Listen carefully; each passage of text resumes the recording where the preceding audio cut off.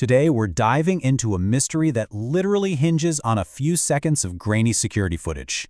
It's a case that has baffled investigators for nearly 2 decades, the disappearance of Brian Shaffer. I mean, how does someone just walk into a building and never come out? Seriously, think about that for a second. How does a man in plain sight in a busy area walk into a building and just evaporate? This isn't some magic trick. It's the absolutely haunting, real-life mystery at the very center of Brian Shaffer's story. So let's go back to that night. It was April 1st, 2006. Brian Shaffer, a 27-year-old med student at Ohio State, was out celebrating with friends. They're in a popular campus spot called the Ugly Tuna Saloona. Security cameras catch him outside, just casually chatting with 2 women, and then he turns around and heads back towards the entrance of the bar. And that's it. He was never seen again. He just vanished, almost as if into thin air. To even begin to understand this impossible disappearance, you really have to look at the exact timeline of that night, minute by minute. So here's how it all went down. The night starts off totally normal. He has dinner with his dad. Around 11 p.m., he meets up with his friend Clint Florence at the Ugly Tuna Saloona. They do a little bar hopping and then come back around 1:15 in the morning with another friend, Meredith Reed. Now, at 1:55 a.m., that's when the security camera catches him outside. Just 1 minute later, he turns and walks back towards the entrance.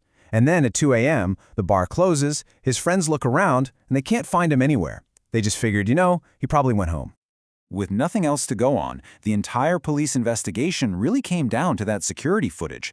The bar was on the 2nd floor of a building in a pretty high crime area, so it had cameras covering its only public entrance and exit, which was an escalator. And this, right here, is the central paradox that makes this case so incredibly infamous. The footage clearly, undeniably shows Brian heading back into the bar, but there is absolutely no footage of him ever coming out. The lead investigator, Sergeant John Hurst, said his team took on this massive task of reviewing all the footage. And I mean, they painstakingly tracked every single person who went in and out of that bar that night. They accounted for all of them, except for Brian. To even grapple with why someone might disappear, you first have to understand who they were. So, who was Brian Shaffer?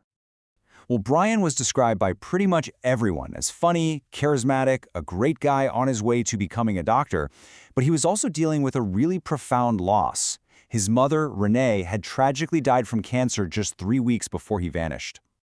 And see, this is why the whole idea of him just walking away from his life is so hard for people to believe. He was in a serious relationship with his girlfriend, Alexis. They were literally just days away from a spring break trip to Miami, where she and his family thought he was going to propose. His apartment, they found it in perfect order.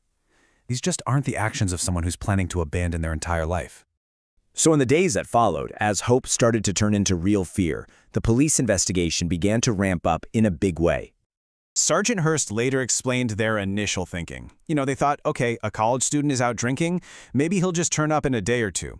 But that day never came. The real urgency hit when he missed that flight to Miami with his girlfriend. So if he didn't walk out the front door, how in the world did he get out? Well, the investigation pretty quickly ran into some major roadblocks. First, it turns out there were service exits that led to a construction site, and those weren't covered by cameras. Second, some key cameras in the area were either broken, panning around, or just straight up fake. And then a key witness, his friend Clint Florence, refused to take a polygraph test. With the investigation hitting one dead end after another, the focus naturally started to shift to those closest to Brian, especially the friend who was with him that night. Now, to be clear, Clint Florence did cooperate at first. He gave an interview to the police, but when they asked him to take a polygraph, he refused, on the advice of his lawyer. Later, when he was called before a grand jury, he pleaded the fifth, which means he refused to answer questions to avoid self-incrimination. Then, his attorney released this pretty provocative statement, which basically shifted all the focus and the blame onto Brian himself. It suggested that he was alive and choosing to stay hidden. You can imagine this only deepened the suspicion and the mystery for Brian's heartbroken family. So with no body, no confession, and no real evidence, investigators and the public were left with nothing but theories. The first, and maybe the most hopeful theory, is that Brian simply chose to walk away. Perhaps the grief from his mother's death, combined with the intense pressure of medical school, was just all too much.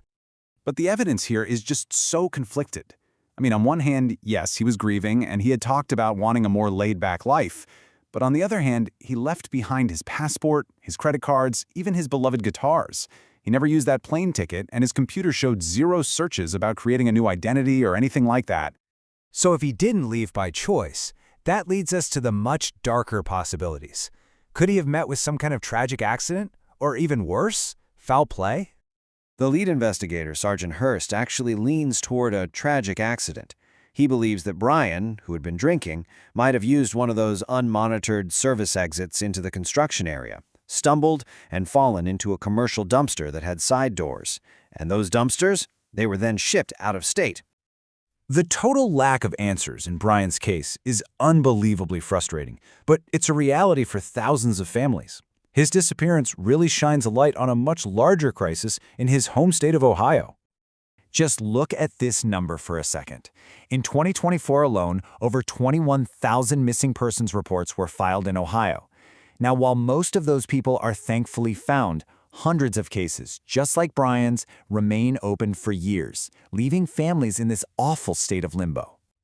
The scale of this problem finally prompted some action. In 2025, the state formed a dedicated working group to completely overhaul how these cases are handled, with the goal of providing better support for families and more resources for law enforcement. But for the investigators who live with these cases, that frustration is just profound. As Sergeant Hurst said when he retired, a case like Brian's becomes a thorn in your side. It's this constant, nagging reminder of a puzzle you just couldn't solve. And so, that's where we are today. The question just hangs in the air. That security camera footage keeps playing on a loop, showing a young man walking toward a door, completely frozen in time.